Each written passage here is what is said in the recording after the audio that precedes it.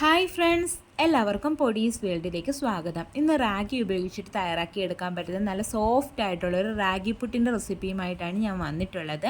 ഒരുപാട് ആരോഗ്യ ഗുണങ്ങളുള്ള ഒരു ധാന്യമാണ് റാഗി. വെയ്റ്റ് ലോസിന് വളരെ നല്ലതാണ്.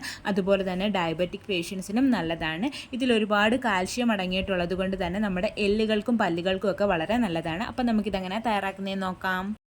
റാഗിപ്പുട്ട് തയ്യാറാക്കുന്നതിനായിട്ട് ഞാനിവിടെ 1.5 കപ്പ് റാഗിപ്പൊടിയാണ് എടുത്തിട്ടുള്ളത്. ഇപ്പോൾ നിങ്ങളുടെ കയ്യിൽ സ്പ്രൗട്ടഡ് ആയിട്ടുള്ള മുളപ്പിച്ച റാഗിപ്പൊടി ഉണ്ടെങ്കിൽ അത് കുറച്ചുകൂടി നല്ലതായിരിക്കും. എൻ്റെ കയ്യിൽ അതില്ല. ഞാൻ സാധാരണ റാഗി ഉണക്കിയിട്ട് പൊടിച്ചെടുത്ത പൊടിയാണ് എടുത്തിട്ടുള്ളത്.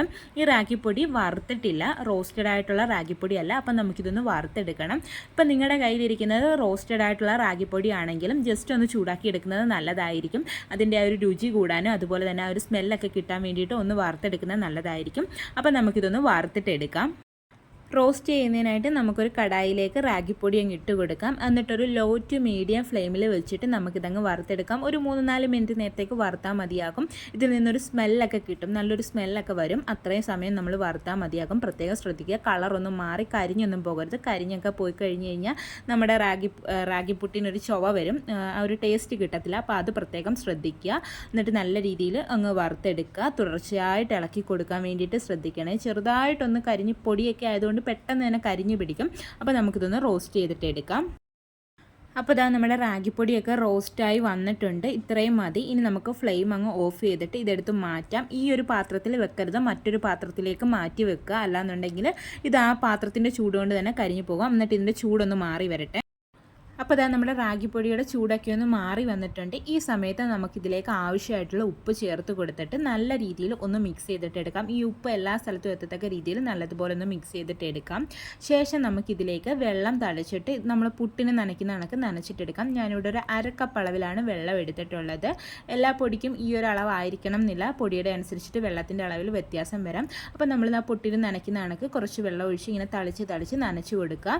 റാഗി ഒരു ഫൈബർ റിച്ച് ആയിട്ടുള്ള ധാന്യമാണ്. അതുപോലെ തന്നെ ഇത് നമുക്ക് വെയിറ്റ് ലോസിന് സഹായിക്കും. ഈ റാഗി കഴിച്ചു കഴിഞ്ഞാൽ കുറേ നേരത്തേക്ക് നമുക്ക് വയറ് ഫുൾഫില്ലാക്കി വെച്ചേക്കും.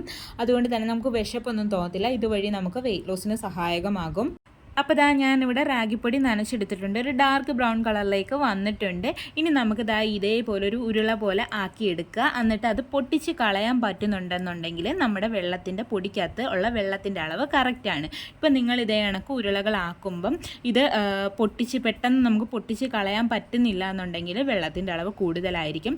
അതുപോലെ തന്നെ ഉരുളയാക്കാൻ പറ്റുന്നില്ല എന്നുണ്ടെങ്കിൽ വെള്ളത്തിൻ്റെ അളവ് കുറവായിരിക്കും. അതനുസരിച്ചിട്ട് വെള്ളത്തിൻ്റെ അളവ് ക്രമീകരിക്കുക കേട്ടോ. അതുപോലെ തന്നെ നമ്മൾ ഈ പുട്ടുപൊടി നനച്ചെടുക്കുമ്പം കട്ടകൾ കൂടുതലുണ്ട് എന്നുണ്ടെങ്കിൽ നമ്മുടെ കൈ വെച്ചിട്ട് ഉടച്ച് കളയാൻ പറ്റുന്നില്ല എന്നുണ്ടെങ്കിൽ ഇതൊരു മിക്സിയിലേക്ക് ആക്കിയിട്ട് മിക്സിയിൽ റിവേഴ്സിബിളായിട്ട്, അതായത് പുറകിലോട്ട് 1-2 തവണ മാത്രം ഒന്ന് ക്രഷ് ചെയ്തിട്ട് എടുക്കുക. അപ്പോൾ നല്ല നൈസായിട്ട് കിട്ടും. ഇനി ഞാനിതിലേക്ക് ഒരു 2 ടേബിൾ സ്പൂൺ അളവിൽ തേങ്ങയും കൂടി ചേർത്ത് കൊടുക്കുകയാണ് കേട്ടോ. നിർബന്ധമൊന്നുമില്ല, നിങ്ങൾക്ക് ഇഷ്ടമുണ്ടെങ്കിൽ ചേർക്കാം. എനിക്കിങ്ങനെ ചേർക്കുന്നത് ഇഷ്ടമാണ്. എന്നിട്ട് ഒന്നുകൂടി ഒന്ന് മിക്സ് ചെയ്തിട്ട് എടുക്കാം.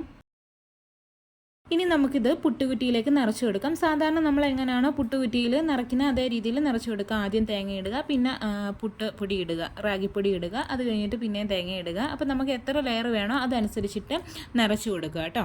അപ്പോൾ നമ്മുടെ പുട്ടുകുറ്റി ഞാൻ നിറച്ചെടുത്തിട്ടുണ്ട്. ഇനി നമുക്കിതൊന്ന് അടച്ച് വെച്ചിട്ട് കുക്ക് ചെയ്തിട്ട് എടുക്കണം. അതിനായിട്ട് ഞാനിവിടെ പുട്ടുകുടത്തിൽ വെള്ളം തിളപ്പിക്കാൻ വേണ്ടിയിട്ട് വെച്ചിട്ടുണ്ടായിരുന്നു. വെള്ളം നല്ല രീതിയിൽ തിളച്ച് വന്നിട്ടുണ്ട്.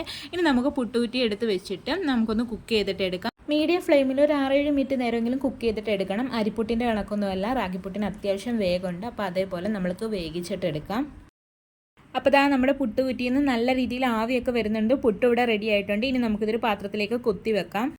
അപ്പോൾ നമ്മൾ ടേസ്റ്റി ആയിട്ടുള്ള സോഫ്റ്റ് ആയിട്ടുള്ള റാഗിപ്പുട്ട് ഇവിടെ റെഡി ആയിട്ടുണ്ട്. എല്ലാവരും ഒന്ന് ട്രൈ ചെയ്ത് നോക്കണേ. നല്ല ഹെൽത്തി ആയിട്ടുള്ള ഒരു ഐറ്റമാണ്. കുട്ടികൾക്കൊക്കെ നമുക്ക് വിശ്വസിച്ച് കൊടുക്കാൻ പറ്റുന്ന ഒന്നാണ്. നമ്മൾ തന്നെ റാഗി വീട്ടിൽ മേടിച്ച് ഉണക്കി പൊടിക്കുകയാണെന്നുണ്ടെങ്കിൽ നമുക്ക് ഏറ്റവും വിശ്വാസമായിട്ട് നമുക്ക് കുട്ടികൾക്ക് കൊടുക്കാൻ പറ്റുന്നതാണ്. നമുക്ക് പഴത്തിൻ്റെ കൂടെയോ ചിക്കൻ കറിയോ കടലക്കറിയോ എന്തിൻ്റെ കൂടെ വേണമെങ്കിലും കഴിക്കാൻ പറ്റുന്ന ഒന്നാണ്. നല്ല ടേസ്റ്റിയാണ്, ഹെൽത്തിയാണ്.